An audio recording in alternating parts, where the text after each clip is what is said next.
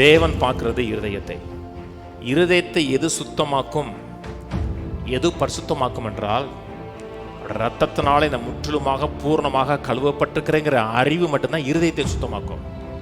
இருதயம் சுத்தமாகும் பொழுது செயல் தன்னால நல்ல செயலா மாற ஆரம்பிக்கும். எப்பப்பெல்லாம் தேவனை அறிகிறோமோ அப்ப மாற்றப்படுகிறோம். நாடகம் மாட்டாதீங்க. பியூரா தேவன்ட்ட அப்படி சரண்டர் ஆண்டவர், நான் மாற விரும்புறேன், என்ற குறைவு இருக்கிறது, உங்க பார்க்க விரும்புறேன்னா மாற்றப்படுகிறோம்.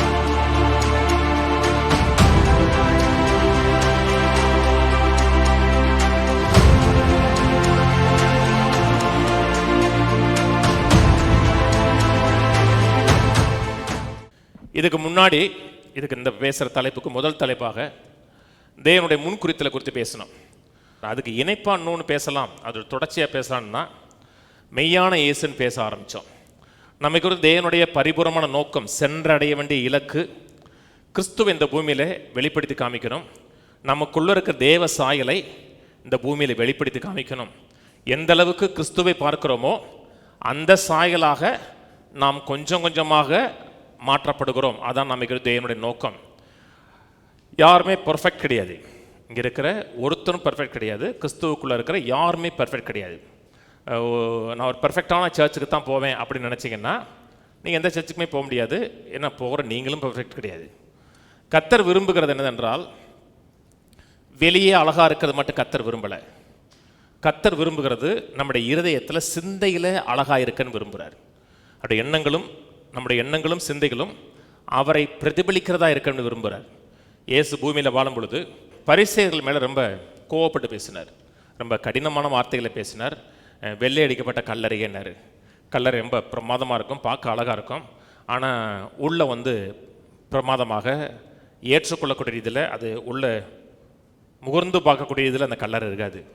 நமக்கு தேவனுடைய நோக்கமும் என்னதென்றால், வெளியே அழகாக இருக்கிறோம், ஒரு கிறிஸ்துவனை போல காட்சி அளிக்கிறோம், கிறிஸ்துவனை போல தோற்றம் அளிக்கிறோம், பிரேஸ் தி லார்ட் சொல்கிறோம், அல்லேலூயா ஆமென் எல்லாம் சொல்கிற மட்டும் இல்லை, நம்முடைய எண்ணங்களும் சிந்தைகளும் மாற்றப்பட வேண்டும், மறுரூபமாக்கப்பட வேண்டும் கர்த்தர் விரும்புகிறார். வார்த்தையை பார்க்குறோம், வார்த்தையை பார்த்து இப்படி இருக்குன்னு விரும்புகிறோம். இப்படி இருக்குன்னு விரும்பும் பொழுது அந்த விதத்தை சில நேரத்தில் தவறுகிறோம். இப்படி வாழ முடியலையே அப்படின்னு ஒரு ஏக்கம் இருக்கிறது. ஆனால் குற்றப்படுத்தப்பட்டு அப்படி நின்றக்கூடாது. ஐயோ நான் இப்படி வாழ முடியலையே அப்படின்ட்டு குற்றப்படுத்தி அதில் நின்றக்கூடாது. நம்மை நேசிக்கக்கூடிய அந்த தேவனை பார்த்து மகிமையின் மேல் மகிமை அடைந்து தொடர்ந்து ப்ரோக்ரஸ் ஆகணும். அப்படிப்பட்ட மக்களுக்காக தான் பிரசங்கம் பண்ணுறோம். அதனால தான் ஞானஸ்நானம் எடுக்கும் பொழுது தொடர்ந்து சபைக்கு வருவீங்களா, சபைக்கு வசனத்தை கேட்டு பேசப்படுகிற வார்த்தையை கேட்டு உங்கள் வாழ்க்கையை மாற்றிக்கொள்வீர்களான்னு கேட்பேன். நான் அப்படியே இருப்பேன்னம்னா அது கிறிஸ்தவ வாழ்க்கை கிடையாது. கேட்குறோம், கேட்ட மாதிரி நம்ம மாற்றிக்கொள்கிறோம்.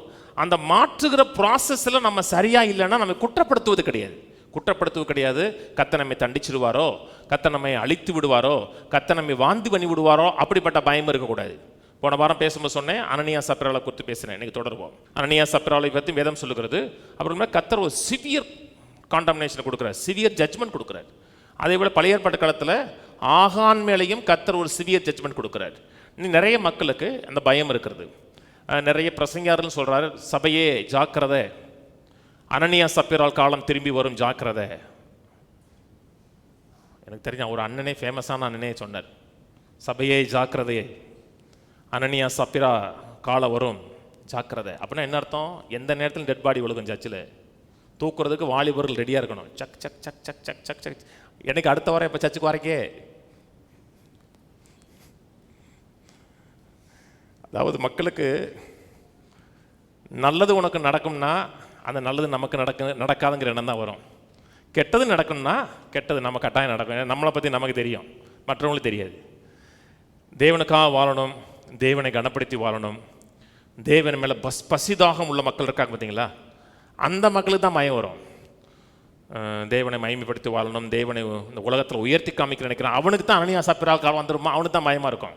தேவனை பற்றி கண்டுக்கல்லாதவன், தேவனை பற்றி எந்த விதமான சிந்தனை இல்லாதவனுக்கு எந்த அனனியா வந்தான்னு, எந்த நீயா வந்த எனக்கு என்னம்மா, அவனுக்கு அந்த பயமே இருக்காது. நீங்கள் ரட்சிக்கப்பட்டிருக்கிறீர்கள், தேவனுடைய பிள்ளையாக இருக்கிறீர்கள், ரத்தத்தால் கழுவப்பட்டிருக்கிறீர்கள் என்றால் உங்கள் மேலே ஒரு நாளும் தேவனுடைய நியாய தீர்ப்பு வருவது கிடையாது. நமக்கு நியாய தீர்ப்பு முன்னாடி இல்லை, நமக்கு நியாய தீர்ப்பு பின்னாடி இருக்கிறது. அதனால் ஒரு நாளும் கர்த்தர் என்னை அழித்து விடுவாரோ, தண்டித்து விடுவாரோ, நரகாக்கினிக்கு உட்படுத்தி விடுவாரோ என்கிற பேய்த்தனமான பயம் வேணாம். ஆனால் கர்த்தருக்கு பயப்படக்கூடிய மெய்யான பயம் இருக்கணும். கர்த்தரை இந்த பூமியில் மகிமைப்படுத்தணும், கர்த்தரை இந்த பூமியில் உயர்த்தி காமிக்கணும், நான் ஆராதிக்கிற தேவன் யார் என்பதை என் வாழ்க்கையில் வெளிப்படுத்தி காமிக்கணுங்கிற அந்த வாஞ்சை பசிதாகம் இருக்கணும். நிறைய மக்களுக்கு இந்த மாய்மாலம்னா என்னன்னு தெரியல. இயேசு மாய்மாலக்காரர்களை பற்றி பேசுகிறார் இல்லையா, பரிசேயனாகிய மாய்மாலத்துக்கு கொடுத்து எச்சரிக்கையாக இருக்கிறாரு. மாய்மாலம்னா மக்களுக்கு, சபைக்கு போகிற மக்களுக்கே மாய்மாலம்னா என்ன, எது மாய்மாலம்னா இல்லை என்று தெரியாமல் இருக்கிறார்கள். இப்போ ஒரு காரியத்தை விசுவாசிக்கிறோம், இப்படி மாற வேண்டும் விசுவாசிக்கிறோம், அதை அறிக்கை பண்ணுறோம், அந்த ப்ராசஸில் சில நேரத்தை தவறிடும். அதுபோல் நாம் வாழ முடியாமல் போகுது. அது மாய்மாலம் கிடையாது. எல்லாருமே வசனத்தை பார்த்து, வசனமாய கண்ணாடியை பார்த்தோன்னு இப்படி வாழ வேண்டுங்கிற வாஞ்சு இருக்கிறது. அப்படி வாழ தவறும் பொழுது நான் மாய்மாலக்காரன் அப்படி கிடையாது. அதை வேதம் மாய்மாலன்னு சொல்லவே இல்லை. தேவனுடைய வழிகள் உன்னதமானது, உயர்ந்தது, மேலானது. அந்த வழிகளை பார்க்கும்போது இப்படி வாழணுங்கிற வாஞ்சை ரட்சிக்கப்பட்ட ஒவ்வொருத்தனுக்கும் இருக்கும். இப்படி வாழணும், இப்படி இருக்கக்கூடாது, நான் மாறணுங்கிற எண்ணம் இருக்கும். அதனால தான் ஒவ்வொரு புது வருஷத்துலையும் ஒரு தீர்மானம் எடுக்கிறாங்க. நான் தீர்மானம் வேலை செய்கிற கிடையாது, ஆனால் எடுக்கிறாங்க. ஏன்? ஒரு ஆசை இருக்குது. ஆனால் அதில் ஆசையில் தவறுகிறதுனால நான் மாய்மாலக்காரன் கிடையாது. போய் சொல்லியிருக்கீங்களா? கணவன்மார் மனைவிட்ட போய் சொல்லியிருக்கீங்களா? இன்றைக்கி எங்கள் மனைவிட்ட நான் பொய்யே சொல்லலைன்னு ஒரு கணவன் சொன்னான்னா அதான் இன்டர்நேஷ்னல் பொய். ஒரு கிலோ கறி எவ்வளோன்னு கேட்டோம்னா 600 தான் சொல்லுவோம். அவன் 1500 சொன்னால் கூட நம்ம வந்து ரொம்ப சீப்பாக கொடுத்தான் அதனால் வாங்கிட்டு வந்துட்டோம். எதுக்கு தேவையில்லாமல் கறி குழம்பு சாப்பிட்றோம், சண்டை இல்லாமல் சாப்பிட்டு பிடிச்சிடலான்னு சொல்லி கம்மி தான் கொடுத்தான் வாங்கிட்டு வந்துடணும். அதுமாதிரி யாரை வஞ்சிக்கிறதுக்காகவோ யாரை ஏமாத்துறதுக்காக சொல்ல கிடையாது. போய் சொல்லக்கூடாதுன்னு விரும்புகிறோம், தேவனை கனப்படுத்தி வாழணும்னு விரும்புகிறோம், நீடிய பொறுமையாக இருக்க விரும்புகிறோம். விரும்பலையா? நீடிய பொறுமை உள்ளே இருக்கா? இருக்குது, ஆவியின் கனியில் இருக்குது. ஆனால் பொறுமை வெளியே இருக்கா? வெளியே இல்லை. அப்போ பார்த்தீங்களா, நான் பொறுமையே இல்லை, அப்போ நான் ரட்சிக்கப்பட இல்லை. உடனே கண்டம் பண்ணிடக்கூடாது, நம்ம சோர்ந்து போயக்கூடாது. அப்படி நாம் பொறுமை இல்லாதனால நான் ரட்சிக்கப்படலை, நான் மாய்மாலக்காரன் அதுவும் கிடையாது. ஒரு காரியன்ட்ட குவாலிட்டி குறையாக இருக்கிறதுனால நான் அப்படி வாழணும் வாஞ்ச உள்ள இருக்கும். மாய்மாலக்காரன் யாருன்னா தன்னை ஒரு விதமாக காமிப்பான், ஆனால் அவன் இப்படி கிடையாது. ஆனால் அப்படி மாறணுங்கிற ஆசை ஒரு துளியோடு அவனுக்கு இருக்காது. தன்னை ஒரு விதம் ப்ரொமோட் பண்ணுவான், நான் இப்படி ஆக்கும், நான் அப்படி ஆக்கும், அது வாக்கும், இது வாக்கும், தன்னை பற்றி பேசுவான், தன்னை ப்ரொமோட் பண்ணி காமிப்பான். ஆனால் அப்படி வாழணுங்கிற ஆசை எண்ணத்துலேயோ சிந்தையிலேயோ இருதயத்தில் ஒரு பார்ட்டு கூட இருப்பது கிடையாது. ரட்சிக்கப்பட்டிருக்கிறோம், தேவனுடைய பிள்ளையாக இருக்கிறோம்னா நீங்கள் இருக்கிற யாருமே மாய்மாலக்காரர்கள் கிடையாது. நீங்கள் உண்மையாக நான் சொல்கிறேங்க, எப்படி கரெக்டாக சொல்கிறீங்க? மாறணும் விரும்புறதுனால தான் சர்ச்சுக்கு வந்திருக்கீங்க. கொஞ்சம் மாறணும், வசனத்தை கேட்கணும், கொஞ்சம் வாழ்க்கையை சரி பண்ணணுங்கிற எண்ணம் இருக்காங்க, சர்ச்சுக்கு வந்திருக்கீங்க. எதுக்கு மாறி எண்ணத்தை கண்டோம்னா சர்ச்சுக்கு வர மாட்டேங்க. நான் சொல்கிறது புரியுதுங்களா? அந்த மாய்மாலம்ங்கிற வார்த்தை இயேசுவின் காலத்துக்கு முன்பாக, கவனிங்க, அன்னையா சப்பிராளுக்கு வருவேன். என்ன ஏன் அவங்கள கர்த்தர் அந்த அளவுக்கு ஸ்ட்ராங்காக காலி பண்ணாருன்னா இந்த மாய்மாலம் தான் மெயினான ஒரு காரியம். அதனால தான் பேசுகிறேன். இயேசுவின் காலத்துக்கு முன்பாக மாய்மாலங்கிற வார்த்தை, இந்த ஹிப்போக்ரிட்டுங்கிற வார்த்தை தவறாக பயன்படுத்தப்படவில்லை. அதை வந்து நெகட்டிவாக அது பயன்படுத்தப்படலை. ஸ்ட்ராங் சொல்லும் பொழுது அதை போடுப்பா, ஸ்ட்ராங் வந்து அந்த வார்த்தையோட அர்த்தம் கொடுக்குறார். ஹிப்போக்ரிட்டிஸ்ங்கிற வார்த்தை, ஹிப்போக்ரிட்டிஸ்னா an actor under an assumed character, stage player. ஒரு நடிகன் ஒரு கேரக்டராக தன்னை நினைத்து வேஷம் மாறி மக்களுக்கு முன்பாக தன்னை காமிக்கிறது, அதான் ஹிப்போக்ரிட்டிஸ், அந்த கிரேக்க வார்த்தை. அந்த நாட்களில் கிரேக்க நாடகங்கள் ஃபேமஸ் ஆனது, கேள்விப்பட்டிருப்பீங்களா? கிரேக்க நாடகங்கள் உலக ஃபேமஸ் ஆனது. ஒரு நாடக நடிகன் தன்னை ஒரு ஆக்டராக அஷ்யூம் பண்ணி தன்னை நினைத்து அந்த கேரக்டராகவே மாறி அவன் நடிப்பான். பார்க்குற மக்களுக்கு நல்லா தெரியும் இவன் அந்த ஆள் இல்லைன்னு சொன்னது. இப்போ பார்க்குற ஆட்கள் நல்லா தெரியும், அவனுக்கு நல்லா தெரியும். ஆனால் அவன் நடிக்கும்போது அந்த கேரக்டரே இருக்கிறது மாதிரி மக்களை வந்து ஏமாத்துவான். நான் சொன்னது புரியுதுங்களா? உங்களுக்கு வீரவாண்டிய கட்டோன்னா மனசில் யார் வரும்? வானம் பொழியுது, இது பொழியுது, மஞ்சள் அரைத்தையா, தேங்காய் அரைச்சாயான்னு சொல்லும் போது நமக்கு வீரபாண்டிய கட்டப்பன் மாதிரியே இருக்கும், ஆனால் அது வீரபாண்டிய கட்டப்பன் கிடையாது. ஏன்னா அந்த கேரக்டர் அப்படியே உள்வாங்கி மக்கள் பார்க்கும் பொழுது அந்த கேரக்டரையே பார்க்கணும். நான் சொன்னது புரியுதுங்களா? அப்படி நடிக்கணும், அப்படி நடித்து மக்களை ஏமாற்றணும். அது கலை. இயேசுவின் காலத்துக்கு முன்னாடி அது ஒரு கலையாக அந்த வார்த்தை யூஸ் பண்ணப்படுச்சு. இப்போ அவரே ஒரு பிரைம் மினிஸ்டர் நடிக்கிறார். பிரைம் மினிஸ்டர் பார்க்கும்போது இவ்வளோ பவராக இருந்துக்கிட்டு சும்மா விட்டானே, ஒரு சட்டம் போட்டிருக்கலாமே, நம்ம பார்க்குறவங்களுக்கு அந்த பிரைம் மினிஸ்டராகவே பார்ப்போம். அவர் முடிஞ்சு வந்ததுக்கப்புறம் தன்னை பிரைம் மினிஸ்டராகவே நினச்சி பேட்டி கொடுத்தாருன்னா கஷ்டம். முடிஞ்ச வந்தவுடனே நான் வந்து இது பாகிஸ்தான் மேலே வார் தொடுக்க போகிறேன்னு சொன்னார்னா அவர் இல்லை. ஆனால் அவர் தன்னை அப்படி மாற்றிக்கொண்டுதான் நினைக்கிறாருன்னா அது மாய்மாலம். அந்த வேஷம் முடிஞ்சிச்சுன்னா அவர் ரியலாக மாறிடணும். நான் சொன்னது புரியுதுங்களா? கிறிஸ்தவத்தில் இந்த ட்ரெடிஷ்னலாக அந்த பாரம்பரியத்தில் இருக்காங்க தெரியுமா, சில மக்கள் கிறிஸ்தவனை போல இருப்பார்கள், மாற்றப்பட்டதை போல இருப்பார்கள், ஆனால் எந்த சேஞ்சும் இருக்காது. அவங்கள பார்த்தா கிறிஸ்தவர்கள். ஞாயிற்றுக்கிழமை சர்ச்சில் பார்த்தீங்கன்னா அப்படியே தேவ மனிதர்கள் மாதிரி இருப்பாங்க. நான் எல்லாரையும் சொல்லலை, சில ட்ரெடிஷ்னல் சர்ச்சில். ஆனால் எந்த மாற்றமும் எந்த மறுரூபம் இருக்காது. மற்றவர்களுக்கு முன்பாகவும் தங்களை ஒரு ஆவிக்குரிய மேலே காமிப்பார்கள். நீங்கள் தொடர்ந்து ஒரு மாதிரியாக நடிச்சிட்டிங்க வச்சுங்களேன், அந்த நாடகம் உங்களுக்குள்ள அப்படியே செட் ஆகிரும். அப்படியே ஆவிக்குரிய ஆள் மாதிரி காமிச்சிங்கன்னா எல்லாரும் உங்களை சூப்பரா அவர் அப்படிம்பாங்க. அப்போ எல்லாரும் ஒரு பாராட்டம் என்னாகும்? போட்ட வேஷத்தை கன்னியூ பண்ணிடலாம். என்னை ரியலாக தேவனுக்கு முன்பாக காமிக்கிறோம். ஆகானுடைய காரியம் சீரியஸான காரியம், அந்த பாவம் கிடையாது. அதே மாதிரி அனனியா சப்பீரால் வந்து வெறும் பாவம் கிடையாது. பொய் சொன்னாங்க, கர்த்தர் கொன்னுட்டாருன்னா அடுத்த வாரம் யார் சர்ச்சில் இருப்பா? யார் சர்ச்சில்? எந்த சர்ச்சிலையுமே இருப்பான்? எவத்துமே இருக்க மாட்டான். ஒருமே இருக்க முடியாது. பொய் சொல்லிட்டாங்க, இல்லை பணத்தில் அவங்க சரியாக கொடுக்கல அப்படின்னாலும் இருக்க மாட்டாங்க. பாதி எடுத்தாங்க பாதி கொடுத்தாங்க அப்படின்னாலும் கஷ்டம்தான். ஆகான் வந்து பாவம் செய்யலை, அது பாவம் கிடையாது. தேவனை ஏமாத்துறது, தேவனை வஞ்சிக்கிறது. கர்த்தர் கிளியராக சொன்னார், எரியாவை சுற்றி வாங்க, யுத்தம் நான் செய்கிறேன். உள்ளே போகிறான், கானான் தேசத்தில் என்ட்ரி ஆகிட்டான். உள்ளே போனோன்னா கர்த்தர் கிளியராக சொல்கிறாரு, எந்த இன்டர்பிரேஷனுக்கு தேவையில்லை, எனக்கு புரியலை, உள்ளே இருக்கிறது ஒன்றை கூட எடுக்கூடாது, எதுவுமே எடுக்கக்கூடாது, எல்லாமே என்கிட்ட வந்துடுறார். ஏன்னா முதல் வெற்றி என்னுடையது. அதில் ஆகான் கர்த்தர் பார்க்கப்பா போகிறாரு, கர்த்தருக்கு தெரியவா போகுது, கர்த்தர் இதெல்லாமா பார்த்துட்டு இருக்க போகிறா சொல்லி அதை எடுக்காது போல தேவனுக்கு முன்பாக நடிக்கிறான். அது தேவனுக்கு விரோதமாக வேண்டுமென்றே பண்ணக்கூடிய கலகம். அது தேவன் பார்ப்பது கிடையாது. தேவன் ஒருவர் இருக்கிறாரா, இருந்தால் தானே இதெல்லாம் பார்க்க போறாரு அப்படின்ட்டு தேவனை குறித்த எந்த பயமும் இல்லாமல் தேவனுக்கு விடுகிற சவால் அது. அந்த கல்ச்சரை, அந்த உள்ளே போகிறாங்க பார்த்தீங்களா, உள்ளே போனால் அந்த கல்ச்சரை கர்த்தர் வந்து பரிசுத்தப்படுத்தினார். அதே போல் அனனியா சப்பீராலும் சபை ஆரம்பித்து உள்ளே போகும்பொழுது ஒரு மாய்மாலம் தேவனுக்கு விரோதமாக ஒரு கலகம் பண்ணக்கூடிய, தேவனை சோதிக்கக்கூடிய ஒரு கப்பல் வந்தாங்க.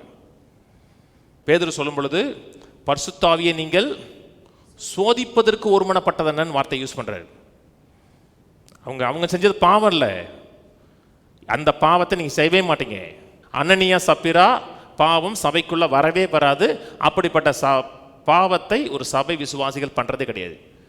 மனதில் நிறுத்த வேண்டிய பிரதானமான காரியம், ரட்சிக்கப்பட்டிருக்கிறோம்னா மனதில் நிறுத்த பிரதானமான காரியம், என் பாவங்கள் முழுக்க முழுக்க மன்னிக்கப்பட்டிருக்கிறது, கம்ப்ளீட்டாக. சங்கீதக்காரன் சொல்கிறான், அக்கிரமங்களை எல்லாம் மன்னித்திருக்கிறார். எல்லாம்னா எல்லாத்தையும், அக்கிரமங்கள் பாவங்கள் அனைத்தும் மன்னித்திருக்கிறார். வேதத்தில் இயேசுடைய கேரக்டரும் யோசேப்புடைய கேரக்டருக்கும் நிறைய ஒற்றுமை. பழைய ஏற்பாட்டில் நிறைய டைப்பாலஜி இருக்குது.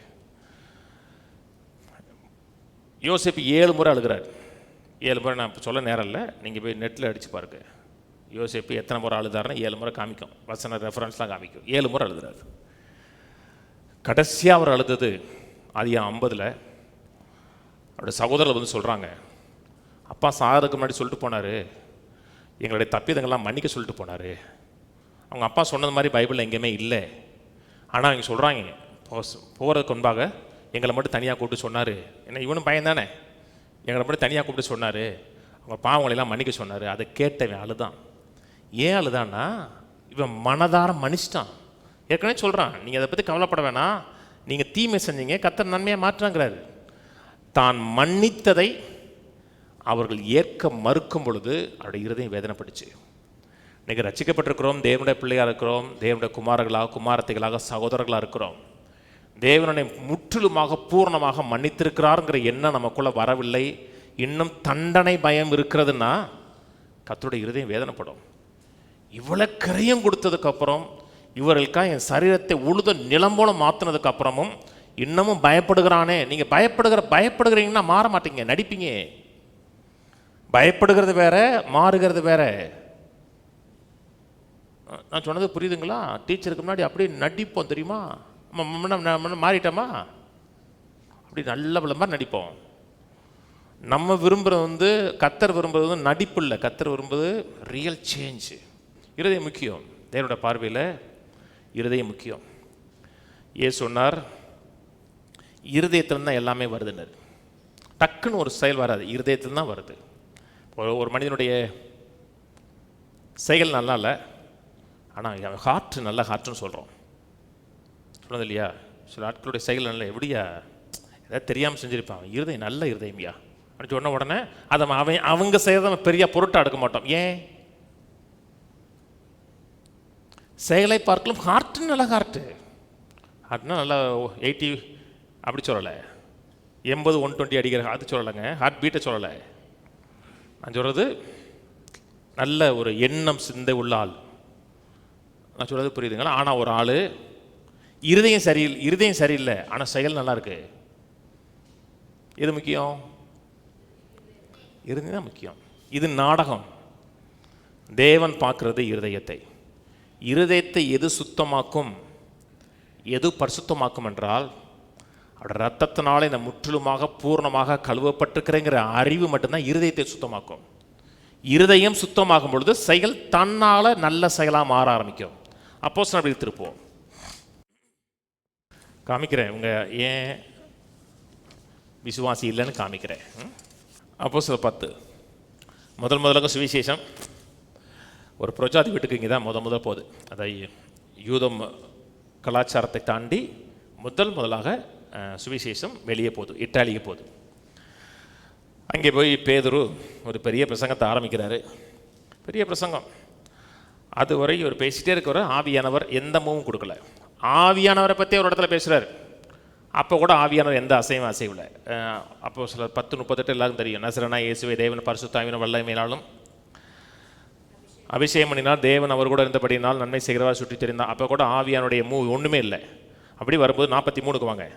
அவரை விசுவாசிக்கிறன் எவனோ அவன் அவருடைய நாமத்தினாலே பாவ மன்னிப்பை பெறுவான் என்று தீர்க்கதரிசிகள் எல்லாரும் அவரை குறித்து சாட்சி கொடுக்கிறார்கள் என்றான். இந்த வார்த்தைகளை பேதுரு பேசிக் கொண்டிருக்கையில் வசனத்தை கேட்ட யாவர் மேலும் பரிசுத்த ஆவியானவர் இறங்கினார். அந்த வசனத்தை அவங்க பேசுகிறாங்க. பேசின உடனே வசனத்தை கேட்ட அத்தனை பேரும் ஆவியானவர் அப்படி இறங்கினார். அந்த இறங்கினார்ங்கிற வார்த்தை தான் அந்த இளையகுமாரன் வரும்பொழுது அவங்க அப்பா கட்டி பிடிப்பார் பார்த்தீங்களா, அதே வார்த்தை. இதை விசுவாசிக்கிறாங்க. அவரை விசுவாசிக்கிறன் எவனோ அவருடைய நாமத்தினாலே பாவ மன்னிப்பை, அவரை விசுவாசிக்கிறேன், அவருடைய ரத்தத்தினால கழுவப்பட்டிருக்கிறேன்னு சொன்ன உடனே அடுத்த செகண்ட் ஆவியானவர் ஒவ்வொருவரையும் அப்படி எம்ப்ரேஸ் பண்ணுறார். ஆவியானவர் விரும்புகிறது, ஆவியானவர் வாஞ்சிக்கிறது என்றால், அவருடைய ரத்தத்தினாலே எனக்கு பாவ மன்னிப்பாய் மீட்பு எனக்கு உண்டாயிருக்கு, நான் மீட்கப்பட்டவன் என்று எண்ணம் முழுவதும் சிலுவை மேலே இருக்கிறது என்றால், அப்படி ஆவியானுடைய இருதயம் சந்தோஷப்படும், அகமகிழும். அது ஒன்று தான் நம்முடைய இருதயத்தை இப்போ சுத்தப்படுத்துது. அது ஒன்று தான் நம்முடைய இருதயத்தில் மாற்றத்தை ஏற்படுத்தி கொடுக்குது. அப்போஸ்தலர் 15 எடுப்போம். அப்போஸ்தலர் 15 இங்கே நடந்த சம்பவத்துடைய பஞ்சாயத்து. அப்போஸ்தலர் 10 நடந்ததுடைய பஞ்சாயத்தை கூட்டிகிட்டு பஞ்சாயத்தை விசாரிக்கிறான். ஏன் போனேன் அங்கேயே ஏன் சாப்பிட்ட அப்படின்னு ஒரு பஞ்சாயத்து நடக்குது. அந்த பஞ்சாயத்தில் அவர் பேசுகிறார். ஏழுலேருந்தே வாசிப்போமே. மிகுந்த தர்க்கம் உண்டான பொழுது பேதுரு எழுந்தவர்களை நோக்கிய, சகோதரரே, நீங்கள் அறிந்திருக்கிறபடி புரஜாதியார் என்னுடைய வாயினால் சுவிசேஷ வசனத்தை கேட்டு விசுவாசிக்கும்படி தேவன் அநேக நாட்களுக்கு முன்னே உங்களில் ஒருவனாகி என்னை தெரிந்து கொண்டார். இருதயங்களை அறிந்திருக்கிற தேவன் நமக்கு பரிசுத்த ஆவியை தந்தரளது போல அவர்களுக்கும் தந்தரளி அவர்களை குறித்து சாட்சி கொடுத்தார். விசுவாசத்தினாலே அவர்கள் இருதயங்களை அவர் சுத்தமாக்கி. எதனாலே? எதை விசுவாசிக்கிறதுனாலே? இரத்தத்தினாலே பாவ மன்னிப்பாய் மீட்பு உண்டாயிருக்கிறது என்று யார் விசுவாசிக்கிறார்களோ விசுவாசிக்கிறோட இருதயத்தை கர்த்தர் சுத்தப்படுத்துறார். இருதயம் சுத்தமாக இருக்கிறென்றால் செயல் கொஞ்ச நாள் சுத்தமாக இருக்கும். கர்த்தர் விரும்புவது நாடகம் கிடையாது, நடிக்கிறது கிடையாது. ஒன்று இல்லாத மாதிரி அது மாதிரி நாடகம் மாறத கர்த்தர் விரும்பலை. அதனால தான் ஸ்பர்ஜன் சொன்னார். ஸ்பர்ஜன் தான் முதல்ல சொன்னது, அப்புறம் எல்லாரும் பிரசங்காலும் சொல்கிறாங்க. ரைட் பிலீவிங் ப்ரொடியூஸ் ரைட் லிவிங்னாரு. சரியான விசுவாசம் சரியான வாழ்க்கை முறையை ஏற்படுத்தி கொடுக்கும். நான் கழுவப்பட்டிருக்கிறேன், மீட்கப்பட்டிருக்கிறேன், இரத்தத்தால் கழுவப்பட்டிருக்கிறேங்க அறிவு எண்ணமும் நம்மை ஆளுகை செலுத்துகிறது என்றால் சரியான வாழ்க்கையை அதை ப்ரொடியூஸ் பண்ணி கொடுக்கும். திரும்ப அப்போஸ்தலர் 5க்கு வாங்க. அப்போஸ்தலர் 5 தான் அனனியா சப்பீரால் சம்பவம் இருக்கு. 1ஆம் வசனத்திலிருந்து. அனனியா என்னும் பேருள்ள ஒருவனும் அவன் மனைவியாகிய சப்பீராலும் தங்கள் காணியாட்சியை விற்றார்கள். ஏன் நாடகம் மாறுறாங்கன்னு சொன்னேன். இவங்க உள்ளே இருக்கிறாங்க, சபைக்குள்ளே இருக்கிற ஆட்கள்லாம் விசுவாசிகளாக இருக்கிறாங்கன்னு சொல்ல முடியாது. எத்தனை ஆண்டுகள் சபைக்கு போய் சபையில் இருந்து ரசிக்கப்படாமலே வாழலாம். ஒரு பிரசங்காரெலாம் ஃபேமஸ் பிரசங்கார் அவர் 68வது வயசில் 70வது வயசில் முதல்ல ரசிக்கப்பட்டிருக்காரு. அவள் பல வருஷம் ரேடியோவில் பிரிச்சு பண்ணியிருக்காரு. சபைக்குள்ளே வர்றாங்க ரசிக்கப்பட்டிருக்கான்னு சொல்ல முடியாது. உள்ள பிசாசு ஒரு குரூப் மக்களை வஞ்சித்து உள்ள அனுப்புகிறான். சபையை சீர்கெடுப்பதற்காக வர்றான். அந்த அனனியா என்னும் பேர் உள்ள ஒருவனம். இதை முன்னாடி ஒரு போதனையில் கொஞ்சம் பேசியிருக்கேன். தேவன் தன்னுடைய மக்களை பற்றி பேசும் பொழுது ஒருவன் அப்படின்னு பேசுகிற கிடையாது. அப்போஸ்தலர் 9ஆம் அதிகாரத்தில் ஒரு அனனியா பற்றி வேதம் பேசுகிறது. முதல் முறையாக அப்போஸ்தலனாகிய பவுல் தமஸ்கு போகிற நேரத்தில் ஒரு வெளிச்சத்தை பார்க்கிறார், கண் இருளடையது. கர்த்தர் சொல்கிறாரு, அங்கே அனனியா என்னும் ஒரு சீசன் இருக்கிறான். அங்கே அனனியா என்னும் ஒருவன் சொல்லலை, என்னை ஃபாலோ பண்ணுறவன், எனக்கு சொந்தமானவன் ஒருத்தர் இருக்கான். என் வசனத்தை கேட்டு அதன்படி நடக்கிறவன் ஒருத்தர் இருக்கிறான். அனனியா என்னும் தமஸ்குவிலே அனனியா என்னும் பேருள்ள ஒரு சீசன் இருந்தான். அவன் ஒரு சீசன். அங்கே போகிறாரு, அவரை பார்க்கிறாரு. இங்கே சொல்லப்பட்ட அனனியா என்கிறவன் ஒருவன், அங்கே இருக்கிற அனனியா ஒரு சீசன். அந்த சீசனை பார்க்கிறார், அவர் மாற்றப்படுகிறார். அனனியான்னு சொல்கிறோம் இல்லையா, அனனியான்னா இந்த காட் ஹேஸ் ஃபேவர்டுன்னு அர்த்தம். அதாவது ஒரிஜினல் அனனியா ஹனானியாங்கிற பார்த்தீங்களா, அந்த வார்த்தையோட அர்த்தம் கர்த்தரிடத்தில் கிருபை பெற்றவன். அவன் கண்ணை திறந்த உடனே அவன் கண்களில் பார்த்த முதல் உருவம் கிருபையை பார்த்தான். எதை பார்க்கறதும் முக்கியம். மாற்றப்படணும். இவர் மாற்றப்படுகிறார், ஆவிக்குரியதிலே மாற்றப்படுகிறார், சரீரத்தில் சுகமும் உண்டாக்குது. என் வாழ்க்கையில் மாற்றப்படணும், என் வாழ்க்கையில் மறுரூபமாகும் என்றால் என்னை பார்க்கக்கூடாது. நான் சரியான ஆளா, நான் சரியாக ஜெபம் பண்ணுறேனா, ஒழுங்காக வேதம் வாசிக்கிறேனா, நான் என்னை பார்க்கும்போது நான் மாற்றப்பட மாட்டேன். என்னை பார்க்கும்போது எனக்கு குற்ற உணர்வு வந்துடும், நான் சரியில்லை அப்படிங்கிற உணர்வு வரும். முதல் பாவம் சொல்லியா, மரத்தின் கனியை சாப்பிட்றாங்க. நன்மை தீமை அறியத்தக்க மரத்தின் கனியை சாப்பிட்டாங்க. அது கிறிஸ்துவுக்கு அடையாளம் இல்லை, அது நியாயப்பிரமாணத்துக்கு அடையாளம். அதை பார்த்த உடனே அவங்க தேவனை அறியலை, தங்களை அறிந்தார்கள் இருக்கு. எப்பப்பெல்லாம் தேவனை அறிகிறோமோ அப்போ மாற்றப்படுகிறோம். நம்முடைய குறைகளை அறியும் பொழுது நம்ம மாற்றப்பட மாட்டோம். நம்ம உருக்குலைஞ்சு போயிடுவோம். சரியில்லை சரியில்லை சரியில்லைன்னு உருக்குலைஞ்சு போயிடுவோம். கண்களை திறக்கிறாள், கண்களை திறந்த உடனே பார்த்த முதல் ஆள் தேவனுடைய கிருபையை பார்க்குறாங்க. ஒரு சில வசனங்கள் வாசிக்கிறேன். அப்போஸ்தலர் 5க்கே வாங்க, திரும்பி போயிட்டு வருவோம். அப்போஸ்தலர் 5 1 12 வரை போடுப்பா. அனனியா என்னும் பேருள்ள ஒருவனும் அவருடைய மனைவியாகிய சப்பீராலும் தங்கள் காணியாட்சியை விற்றார்கள். தன் மனைவி அறியவன் கிரயத்தில் ஒரு பங்கை வஞ்சித்து வைத்து ஒரு பங்கை கொண்டு வந்து அப்போஸ்தலருடைய பாதத்தில் வைத்தான். கீழே பேதுரு அவனை நோக்கி, அனனியாவே, நிலத்தின் கிரயத்தில் ஒரு பங்கை வஞ்சித்து வைத்து பரிசுத்த ஆவியினிடத்தில் பொய் சொல்லும்படி சாத்தான் உன் இருதயத்தை நிரப்பினதென்ன? முதல் காரியம், ஏன் அவங்க விசுவாசி இல்லைன்னு சொல்கிறதென்றால் அவங்க இதை பொய் சொல்லிட்டாங்கன்னு கிடையாது. அவங்களுடைய இருதயத்தை சாத்தான் முழுக்க முழுக்க நிரப்பியிருக்கிறான். அவங்களுடைய எண்ணத்தில் சிந்தையில் தேவன் கிடையவே கிடையாது. நீங்கள் பாவம் செய்யலையா? என்னங்க பாவம் செய்யலையா? கவலைப்படலை, கோவப்படலை, விசுவாசம் இல்லாமல் வர அனைத்தும் பாவம் இருக்கு. நீங்கள் ரொம்ப டீப்பாலாம் போகாதீங்க, நான் மேலோட்டமாகவே போகிறேன். உடனே நம்முடைய இருதயம் கத்தரை விட்டு விலகி போகாது. இந்த பக்கம் அப்படி வச்சுக்கோங்க. மத்தேயு திருப்புங்க, மத்தேயு 15 7ஆம் வசனம். மாயக்காரரே, உங்களை குறித்து இந்த ஜனங்கள் தங்கள் வாயினால் என்னிடத்தில் சேர்ந்து தங்கள் உதடுகளினால் என்னை கனம் பண்ணுகிறார்கள், அவள் இருதயமோ எனக்கு தூரமாக இருக்கிறது. அவங்கள இருதயத்தில் தேவனை குறித்து எந்த சிந்தையும் கிடையாது, எந்த எண்ணம் கிடையாது. அதனால தான் சொல்கிறார், பேதுரு சொல்கிறார், சாத்தான் உங்களுடைய இருதயத்தை நிரப்பினது என்னன்னா, சாத்தானுடைய எண்ணத்தை தவிர எந்த எண்ணமும் கிடையாது. சபைக்கு வருகிறோம். ஏன் சபைக்கு வருகிறோம்? சில குறைகள் இருக்கலாம், ஆனால் குறை இல்லாத மாதிரி நடிக்கலாம். அப்படி தான் நடிக்கணும். எல்லாம் புக்கை நீ அப்படி பிள்ளை உலகத்துக்கு அப்படி புக்கை காமிச்சிடக்கூடாது. நான் யாரும் தெரியுமா, நான் தான் இன்னார்னு சொல்லக்கூடாது. கொஞ்சம் லைட்டாக ஆக்டிங் கொடுத்துக்கலாம், ஆனால் அந்த ஆக்டிங்லேயே வாழ்ந்துடக்கூடாது. சபைக்கு வர்றோம், வசனத்தை கேட்ட உடனே ஐயோ ஆண்டவர் இப்படி சொல்கிறாரு, இதை அப்படியே கண்ணி பண்ணக்கூடாது, நான் மாறணுமேனு ஒரு ஏக்கம் வருது இல்லையா? அப்படின்னா உங்களுக்கு இருதயம் கத்தரை விட்டு தூரமாக போகலை, கத்தட்ட வருதுன்னு அர்த்தம். இவங்க இருதயம் என்னென்னா, அந்த மாய்மாலக்காரர்களை பற்றி என்ன, அவங்களுக்கு இருதயம் கத்தரை விட்டு தூரமாக இருக்கிறது. நம்ம தவறு செஞ்சுருக்கிறோம், ஆனால் நம்முடைய ஹார்ட் எப்பவுமே தேவன் மேலே தான் இருக்கும். ஒரு தவறு செஞ்சோன்னா அவங்க இருதயம் துடிக்கலையா, நம்ம சரியில்லையே, நம்ம சரியாக செய்யலையே, கத்தரை அவமானப்படுத்திட்டோமேனு ஒரு எண்ணம் துடிக்கலை. அப்போ அதனால தான் உங்களை மாய்மாலக்காரர் கிடையாது நீ. இருதயம் துடிக்கவே இல்லை, இது என்ன ஒரு பெரிய மேட்ரு அப்படின்னா கஷ்டம், மாய்மாலம் பண்ணுறோம்னு அர்த்தம். பேதுரு அவனை நோக்கி, அனனியாவே, நிலத்தின் கிரயத்தில் ஒரு பங்கை வஞ்சித்து வைத்து பரிசுத்தாவினிடத்தில் பொய் சொல்லும்படி சாத்தான் உன் இருதயத்தை நிரப்பினது என்ன? இவங்க மனுஷனுக்கு விரோதமாக பொய் சொல்லலை, தேவனுக்கு விரோதமாக பொய் சொன்னாங்க. நம்ம சொல்கிற பெரும்பாலான பொய் தேவன்கிட்ட போய் சொல்கிறது கிடையாது.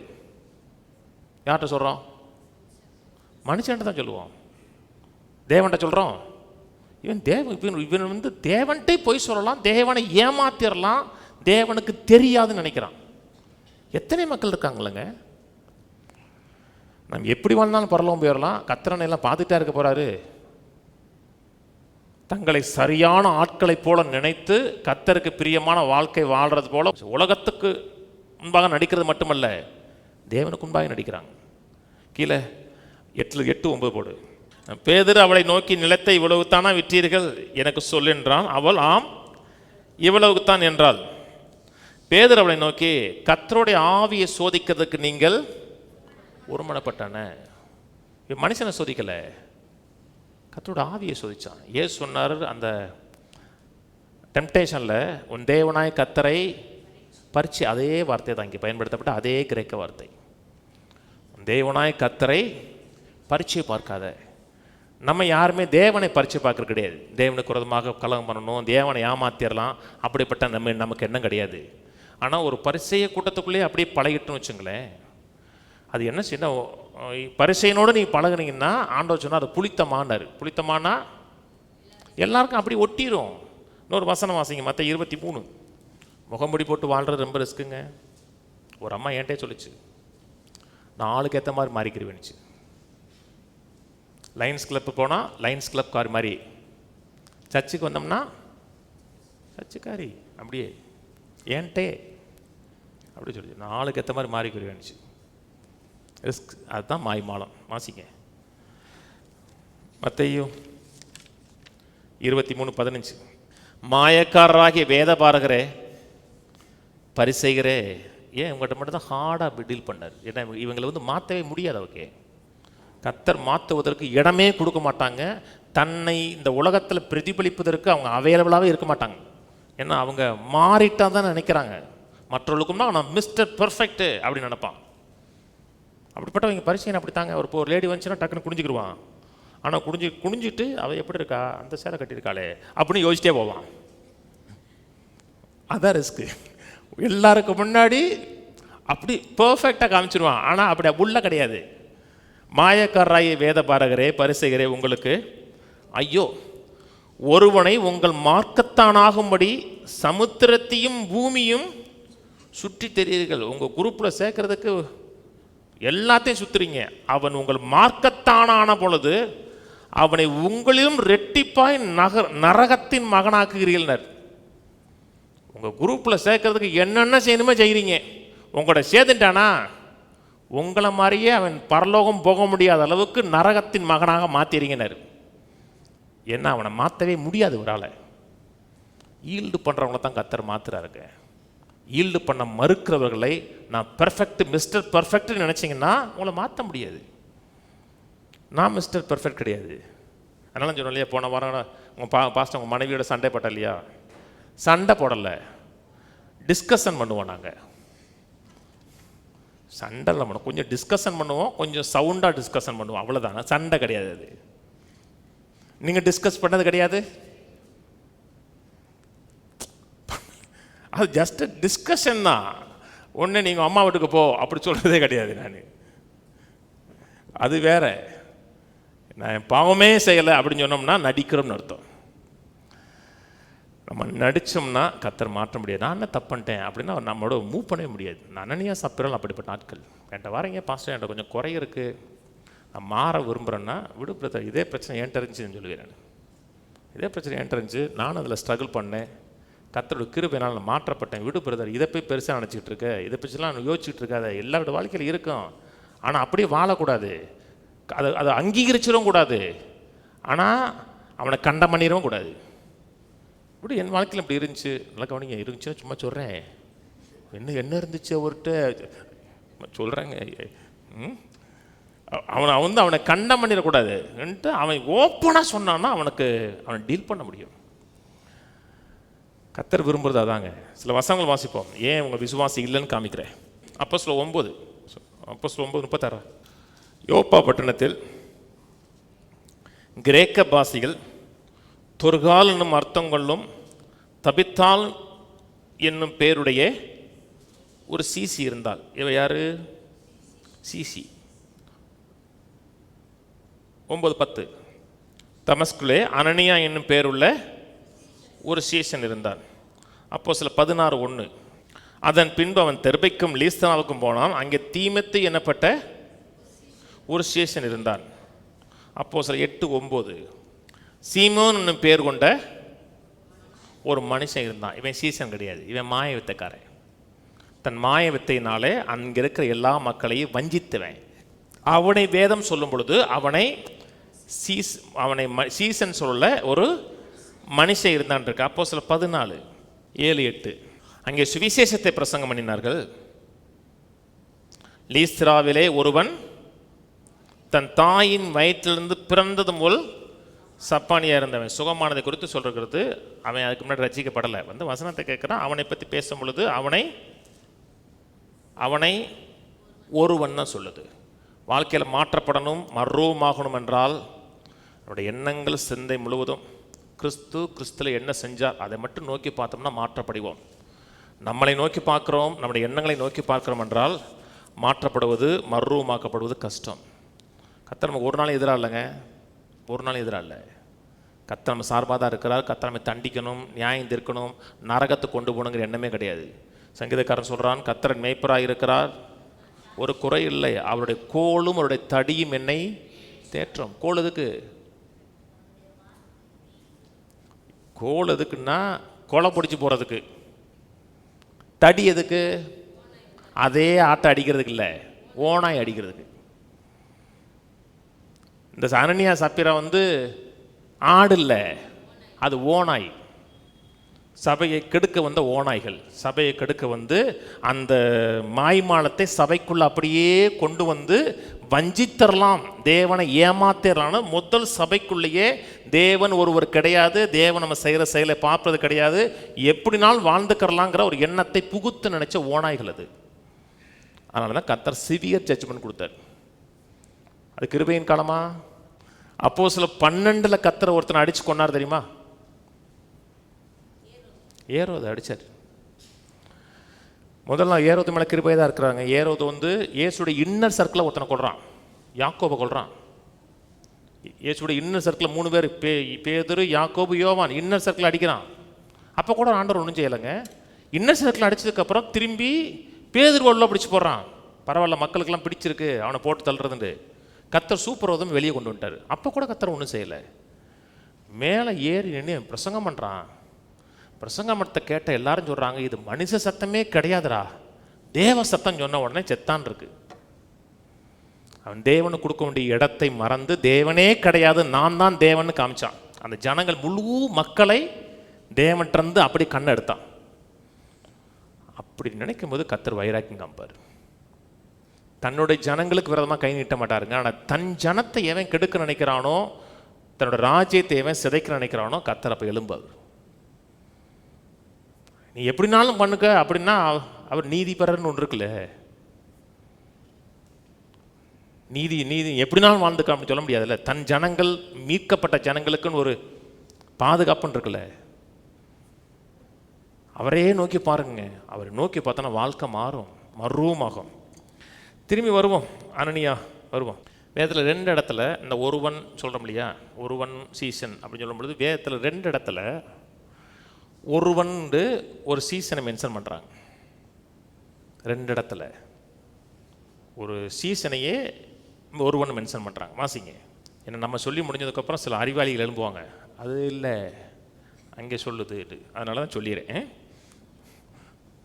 அப்போஸ்தலர் 18:7 அவ்விடத்தை விட்டு தேவனை வணங்குவனாகிய யுஸ்து என்னும் பேருள்ள ஒருவனுடைய வீட்டுக்கு வந்தான். இங்கே என்ன சொல்லுது? சீசன் தான். தேவனை வணங்குகிற யுஸ்து என்னும் பேருள்ள ஒருவனுடைய வீட்டுக்கு வந்தான். அவன் வீடு ஜெப ஆலயத்துக்கு அடுத்த வீடு. இங்கே ஒருவன் இருக்கா அப்படின்னா அவன் சீசனா சீசன் இல்லையா?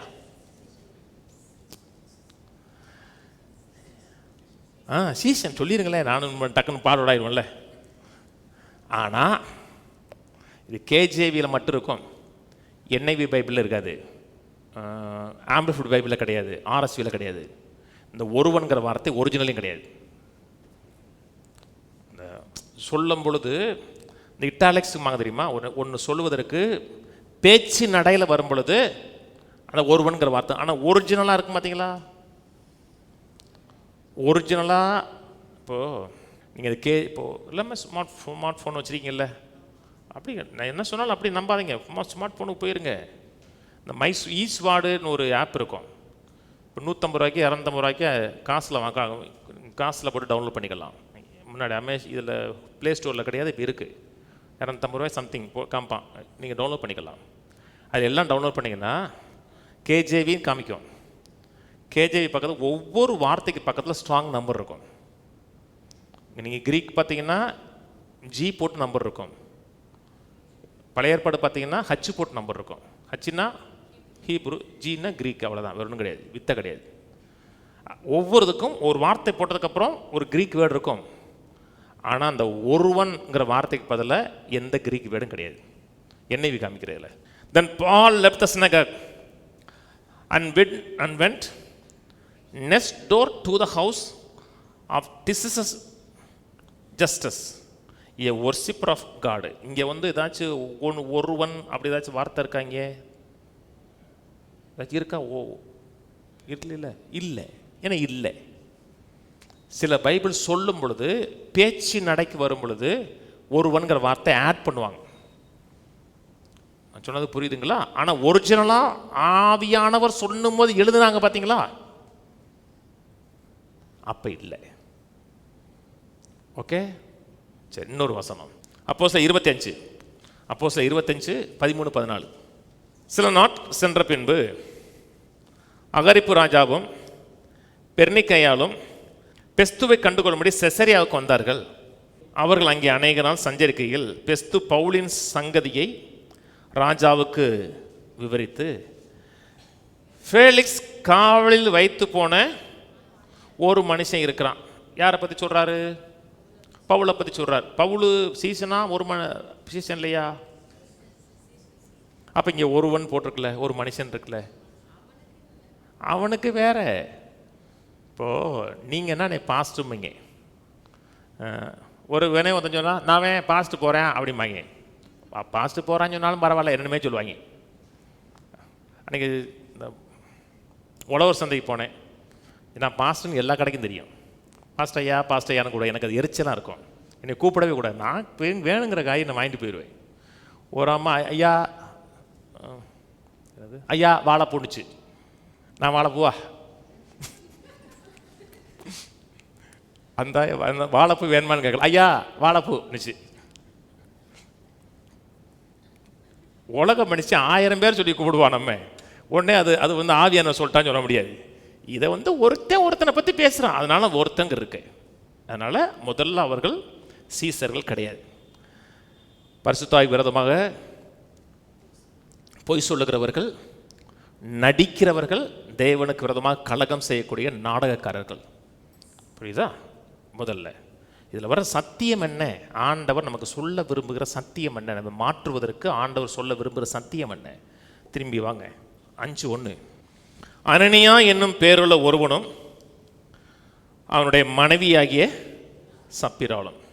ஜோடி தப்பான ஜோடி, கரெக்டான ஜோடி கிடையாது. கல்யாணம் முடிச்ச சொல்லலைங்க, ஜாயின் பண்ண ஜோடி தப்பு. அப்போஸ்தலனாகிய பவுல் பார்த்த ஒரே ஆள் அனனியா மட்டும்தான் பார்த்தார். சப்பிராளை பார்க்கல.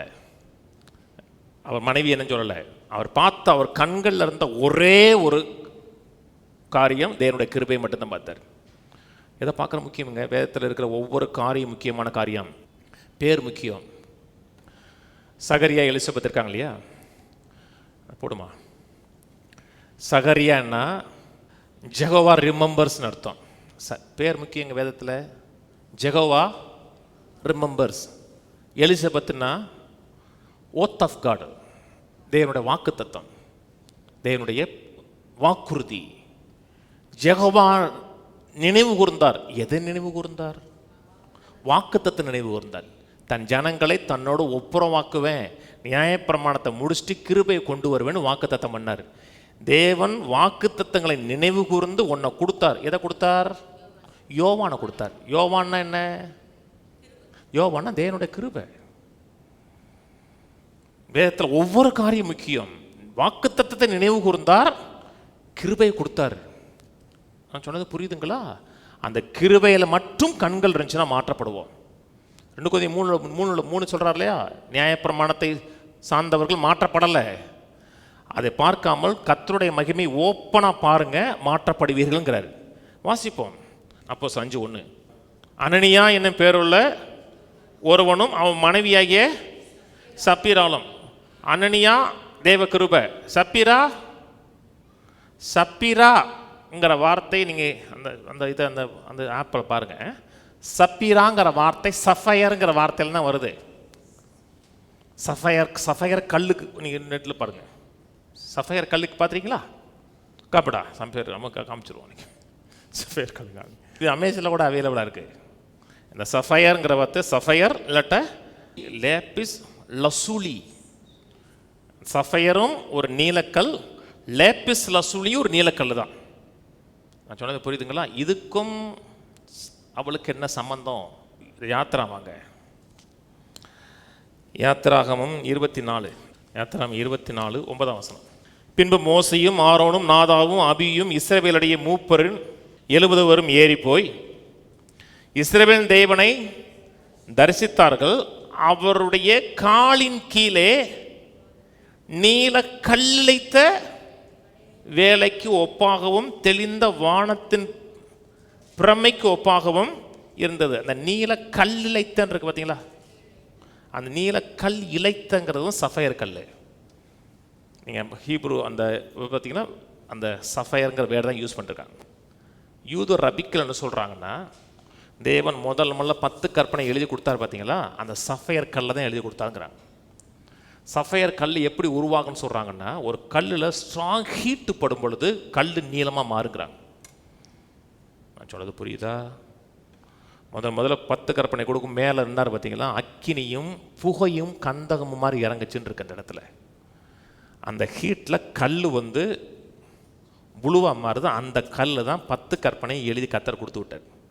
நான் சொல்கிறது புரியுதுங்களா? நாம் வெறும் கிருபை மட்டும் போதிக்கப்பட்டால் மக்கள் மாற்றப்படுவாங்க. அதே நேரத்தில் வெறும் லா மட்டும் போதிச்சால் மக்கள் மாற்றப்படுவாங்க. நான் சொல்கிறது பியூர் லா, சுத்தமான பிரமாணம் தேவனுக்கு நேரம் உன்னை நடத்தும். நான் சொல்கிறது பியூர் கிரேஸ், தவறு செஞ்ச உடனே தேவனுடைய கரத்தை படிக்க சொல்லும். பிரச்சனை என்னென்னா, எந்தெந்த இடத்துல கிருபையும் நியாயப்பிரமாணம் இணைந்து பேசப்படுகிறதோ அங்கே தான் மரணம் ஏற்படும். நான் சொன்னது புரியுதுங்களா? எந்த சர்ச்சுமே லா சர்ச்சு கிடையாதுங்க. மக்கள் சொல்கிறாங்களே இது நியாயப்பிரமாணத்தை போதிக்கிற சர்ச்சு. நியாயப்பிரமாணத்தை போதிக்கிற சர்ச்சு இந்தியாவில் கிடையாது, உலகத்தில் எங்கேயுமே கிடையாது. நியாயப்பிரமாணத்தையும் கிருபையும் இணைந்து பேசக்கூடிய சர்ச்சு தான் நிறையா இருக்குது. கர்த்தர் அன்புள்ளவர், கிருபை உள்ளவர், இரக்கமுள்ளவர் சொல்லுவாங்க. அதே நேரத்தில் கர்த்தர் அடிப்பார், நொறுக்குவார், ரெண்டையும் இணைந்து பேசுவாங்க. வெறும் லா பேசுங்க, நல்லது. நியாயப்பிரமாணம் நல்லது. எதுக்கு நேரம் நடத்தும்?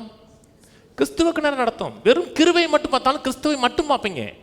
ஆனால் உங்களையும் தேவனை இணைச்சு பார்க்கும்போது தான் மரணத்தை ஏற்படுத்திடும். 2 Corinthians 3 பேசுகிறா பார்த்தீங்களா? ஆக்கினை தீர்ப்பு கொடுக்கும் ஊழியங்கிறார்.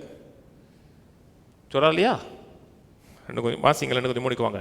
2 Corinthians 3 7 எழுத்துக்களால் எழுதப்பட்டு கற்களில் பதித்திருந்த மரணத்துக்கு எதுவான ஊழியத்தை செய்த மோசேனுடைய முகத்திலே மகிமை பிரகாசம் உண்டானபடியினால் இஸ்ரவேல் புத்திரர் முகத்தை நோக்கி பார்க்க கூடாதிருந்தார்களே. இது எந்த சம்பவம் பேசுகிறாருன்னா கவனிங்க, நீங்கள் வீட்டிலே படிங்க. மோசே முதல் முறை வந்தார் பார்த்தீங்களா, 10 கற்பனை வாங்கிட்டு வந்தார் பார்த்தீங்களா, அது பியூர்லா. அப்போ அவருடைய முகம் பிரகாசிக்கலை. 2வது முறை மோளை போயிட்டு எழுதிட்டு வரும்போது அங்கே கேட்குறாரு, உங்களுடைய பேர் என்னன்னு கேட்குறாரு, உங்களுடைய மகிமை என்னன்னு கேட்குறாரு. என் முகத்தை மறைப்பேங்கிறாரு. அதுக்கப்புறம் யாத்திரை 34 6-7 சொல்கிறார், நான் யாருன்னு பேசுகிறார். அதில் லாவும் கிரேஸும் மிக்ஸ் பண்ணியிருக்கோம். தன்னுடைய தன்னுடைய தன்னுடைய நாமங்கள் சொல்கிறார் பார்த்தீங்களா, அது பியூர் லா கிடையாது, பியூர் கிரேஸும் கிடையாது, லாவும் கிரேஸும் மிக்ஸாக இருக்கு. அங்கே நான் கர்த்தர், இரக்கமும் தயவும் நீடிய சாந்தமும் மகாதயவும் சத்தியமுள்ள தேவன், 1000 தலைமுறைகளுக்கு இரக்கத்தையே காக்கிறவர், அக்கிரமத்தை மீறுதலையும் பாவங்களையும் மன்னிக்கிறவர், குற்றவாளிகளை குற்றமற்றவனாக விடாமல் பிதாக்கள் செய்த அக்கிரமங்களை பிள்ளைகளிடத்திலும் பிள்ளைகளுடைய பிள்ளைகளிடத்திலும் 3ஆம் 4ஆம் தலைமுறை மட்டும். இது 2மே இருக்கும், லாவும் இருக்கும், கிரேஸ் இருக்கும்.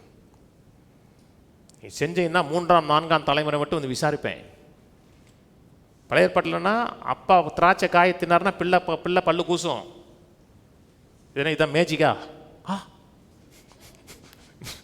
இது மேஜிக் கிடையாது, அதனுடைய விளைவு பிள்ளைகளுக்கு போகும். ஆனால் புதிய ஏற்பாட்டில் கர்த்தர் சொல்றாரு, என் அக்கிரமங்களையும் பாவங்களையும் எந்த காரணத்தை கொண்டு நினைக்க மாட்டேன்னார். இங்கே என்ன வருது? பிதாக்கள் செய்த அக்கிரமங்களை 3ஆம் 4ஆம் தலைமுறை மட்டும் விசாரிப்பேன், தண்டிப்பேன். அதை பார்த்துட்டு வந்தவருடைய முகம் பிரகாசிச்சது. அதை பார்க்க யாரும் விரும்பலை. அதை கண்டு பயந்து ஓடினான். யாத்திரை 34 பின்னாடி இருக்கும். நான் சொன்னது புரியுதுங்களா? பியூர் கிரேஸ் மட்டும் இருக்கு. கர்த்தரை மட்டும் பார்க்குறோம்னா நான் என்னென்ன குறைவு இருக்கிறதோ அதை சப்ளை பண்ணுவார். ஆண்டவர், இந்த பகுதியில் நான் சரியில்லை ஆண்டவரே, நான் தவறிட்டேன், என் நீதியை பார்ப்பார். நான் உனக்கு நீதிமானாக இருக்கேன் பாரு, உன்னுடைய நீதி நான் பாரு. அவரை பார்த்தோம்னா என்னென்ன குறைவு இருக்கோ குறைவுக்கு வேண்டிய சப்ளை கொடுப்பார். உங்களை பார்த்தீங்கன்னா உங்களுக்கு சப்ளை இருக்காது, மாறணுங்கிற டிமாண்ட் மட்டும்தான் இருக்கும். மாறணும் அப்படி இருக்கும். சப்ளை பசிக்குது, சோறு. அவரை பார்த்தீங்கன்னா பசிக்கும் இருக்கும், சோறை கொடுப்பார். இந்தா பாரு. மக்கள் மாறணுங்கிற ஆசை இருக்குங்க, ஆனால் அவங்க அவரை பார்க்க மாட்டாங்க. சர்ச்சில் பிரசங்கம் பண்ணுறாங்க. எதுக்கு பிரசங்கம் பண்ணுறாங்க? மக்கள் மாறணுங்கிறது தான் பிரசங்கம். எந்த பிரசங்கர் மக்கள் கெட்டு போகணும் பிரசங்கம் பண்ணுறாங்க? நீங்கள் அப்படி நாசமாக போன இறங்கி சொல்கிறாங்களா? ஒருத்தரும் சொல்ல மாட்டாங்க. எதுவும் சொல்லுகிறது இது கலாத்தியரில், ஆவிக்கேற்றபடி நடந்து கொள்வீர்கள், அப்பொழுது மாம்ச இச்சையை ஆவிக்கேற்றபடினா கிருபைக்கேற்றபடி நடந்து கொள்வது. ஆவியும் கிருபை இன்டர்சேஞ்சபிள். கர்த்தருடைய கிருபை மட்டும் பார்த்து நடந்து கொள்ளுங்கள், மாம்ச இச்சையை நிறைவேற்றாமல் இருப்பீர்கள். அவரையும் என்னையும் சேர்த்து பார்க்குறேன். அதாவது அனனியாவும் சப்பிராலும் இணைஞ்சு போச்சுன்னா மரணத்துக்கு ஏதுவான ஊழியம் தான் ரிசல்ட் கிடைக்கும். சபையில் ஏன் மக்கள் மாறலை? மக்கள் எல்லாருமே வேஷதாரிகள். ஞாயிற்றுக்கிழமை பாருங்க, அப்படியே போன வாரம் ஏதோ ஒரு சர்ச்சில் போடுறாங்க சண்டை, லேடிஸுக்கு சர்ச்சுக்குள்ளேயே அடி. ஞாயிற்றுக்கிழமை பார்த்தீங்கன்னா அப்படி நீதிமான் மாதிரி இருக்கும். வீட்டுக்கு அப்புறம் வீட்டில் போய் தெருவில் பாருங்க சண்டை. நீ யாரா சர்ச்சுக்கு போயிட்டு வந்தேன்னு கேட்பாங்க. அது இல்லைங்க, அப்படியே கம்ப்ளீட் சேஞ்ச் ஆகுறது. சில குறைகள் இருக்கலாம், கண்டமாக கூடக்கூடாது. குறைகளே கண்டம் பண்ணாமல் அவரை நோக்கி பாருங்க. அவரை நோக்கி பார்த்தோன்னா அவங்களுக்கு என்ன வேணுமோ அதை சப்ளை பண்ணுவார். கடைசியாக வசனம் முடிப்போம். அப்போஸ்தலர் 5 அவங்கள 2 பேரையும் செத்து போனாங்க. செத்து போன உடனே வயசான ஆட்கள் தூக்கி போடலை, வாலிப தான் தூக்கி போகிறாங்க. இன்றைக்கும் கிருபையும் நியாயப்பிரமாணத்தை மிக்சிங்க வாலிப பசங்க தான் தூக்கி போடுறாங்க, கொஞ்சம் தப்பாகவும் தூக்கி போடுறாங்க. யங் ஜெனரேஷன் தான் அந்த மிக்சிங்கை தூக்கி எறியுது. ஆனால் ஞானத்தோடு தூக்கி எறியணும். ஒரு குப்பையை போட்டுட்டு இன்னொரு குப்பையை உள்ளே கொண்டு வந்துடக்கூடாது. நான் சொன்னது புரியுதுங்களா? யங் ஜெனரேஷன் தூக்கி எறிகிறாங்க. கீழே வாசிப்போம். 11 போடு. சபையர் எல்லாரும் இவளை கேட்ட மற்ற யாவருக்கும் மிகுந்த பயம் உண்டாயிற்று. அப்போஸ்தலருடைய கையினாலே அநேக அடையாளங்களும் அற்புதங்களும் ஜனங்களுக்குள்ளே செய்யப்பட்டது. எல்லோரும் ஒருமனப்பட்டு சாலமோனுடைய மண்டபத்தில் இருந்தார்கள். மற்றவர்களில் ஒருவரும் அவர்களுடைய சேர துணியவில்லை. ஆகிலும் ஜனங்கள் அவர்களை மேன்மைப்படுத்தினார்கள். திரளான புருஷர்களும் ஸ்திரீகளும் விசுவாசம் உணர்வுகளாகி கர்த்தரிடமாய் அதிகமாக சேர்க்கப்பட்டார்கள். பிணியாளிகளை படுக்கையின் மேலும் கட்டில் மேலும் கிடத்தி பேதுரு நடந்து போகையில் அவனுடைய நிழலாகிலும் அவர்களில் சில மேல் படும்படிக்கு அவர்களை வெளியே வீதிகளில் கொண்டு வந்து வைத்தார்கள்.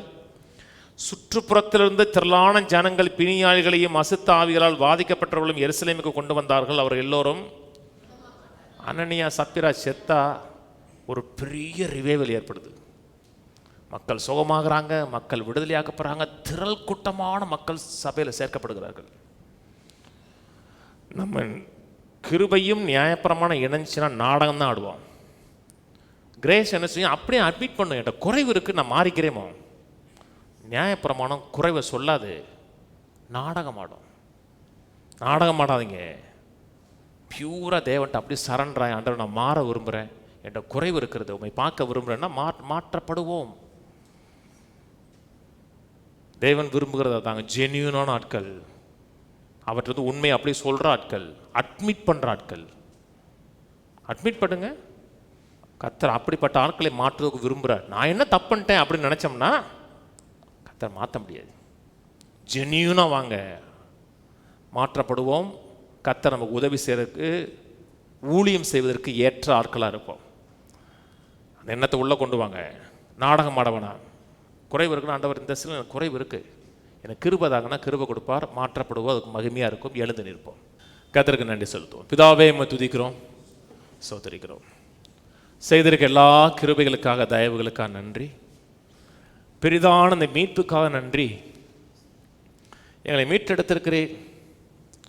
உலகத்துக்கு முன்பாக நாடகம் ஆடுகிற ஜனங்களாக இல்லாமல், நடிக்கிறவர்களாக இல்லாமல், என்னவா இல்லையோ அதுபோல் இருக்கிற ஜனங்களாய் வெளிப்படுத்துகிற மக்களாக இல்லாமல், என்னவா இல்லையோ உம்மை பார்த்து மாற விரும்புகிறோம், மறுவமடைய விரும்புகிறோம். உம்முடைய அன்பையும் உம்முடைய கிருபையும் வெளிப்படுத்த விரும்புகிறோம். உம்முடைய கிருபையை எங்கள் வாழ்க்கையில் அளவில்லாமல் கொடுக்கறதுக்காக நமக்கு நன்றி செலுத்துகிறோம். எங்கள் வாழ்க்கையில் எல்லா கிருபையும் எல்லா தயவையும் வாழ்க்கையில் கொடுத்து நடத்த வேண்டுமா ஜெபிக்கிறோம். உடைய கரம் எங்கள் மேலே இருக்கட்டும், உடைய கிருபை எங்கள் மேலே இருக்கட்டும். வாழ்க்கையின் ஒவ்வொரு பகுதியிலையும் உடைய அளவில்லாத மாட்சிமை நிறைந்த கரம் வெளிப்பட வேண்டுமா ஜெபிக்கிறோம். எங்களை ஆளுகை செய்யுங்க, எங்களை அரசாளுங்க. எங்கள் வாழ்க்கையின் ஒவ்வொரு பகுதியில் நீர் ஒருவர் மாத்திரம் மகிமைப்பட வேண்டுமா ஜெபிக்கிறோம். எந்த பகுதியெல்லாம் குறைவு இருக்கிறதோ அந்த பகுதியெல்லாம் உண்மை பார்க்கிறோம். உடைய அளவில்லாத கிருபையை பார்க்கிறோம். மாற்றப்படுவதற்கு நீர் எங்கள் வாழ்க்கையில் கிரியை செய்வதற்கு நாங்கள் விட்டு கொடுக்குறோம். வழிநடத்துவீராக. எங்கள் வாழ்க்கையில் பெரிய அற்புதங்கள் நடக்கணும், சுகம் உண்டாயிருக்கணும், தயவு உண்டாயிருக்கணும். எங்கள் வாழ்க்கை இந்த பூமியில் ஒரு தாக்கத்தை ஏற்படுத்தக்கூடியதாக, மெய்யான தாக்கத்தை ஏற்படுத்தக்கூடிய வாழ்க்கையாக இருக்கட்டும். கர்த்தாவே ஆசீர்வதிங்க, நாமத்தை மகிமைப்படுத்துங்க. இயேசு நாமத்தில் பிதாவே, ஆமென்.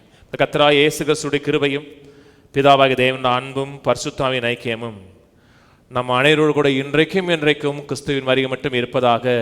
ஆமென். கர்த்தரோட ஆசீர்வதித்து எல்லா தீமைக்கு விலக்கி காக்க கடவர். கர்த்தர் தம்முடைய தயவுள்ள முகத்தை உங்களை பிரகாசிக்க பண்ணி உங்கள் கிருபையா இருக்க கடவர். கர்த்தர் தம்முடைய முகத்தை உங்களை பிரசன்னமாக்கி எல்லையெங்கும் சமாதானம் கட்டளையிட கடவர். கர்த்தரோட ஆசீர்வதித்து ஜீவனோடு சுகத்தோடு தீர்காயுசோடு 120 ஆண்டுகளுக்கு மேலாக நிறைவோடு வாழ வைப்பாராக. ஆமென் ஆமென் ஆமென்.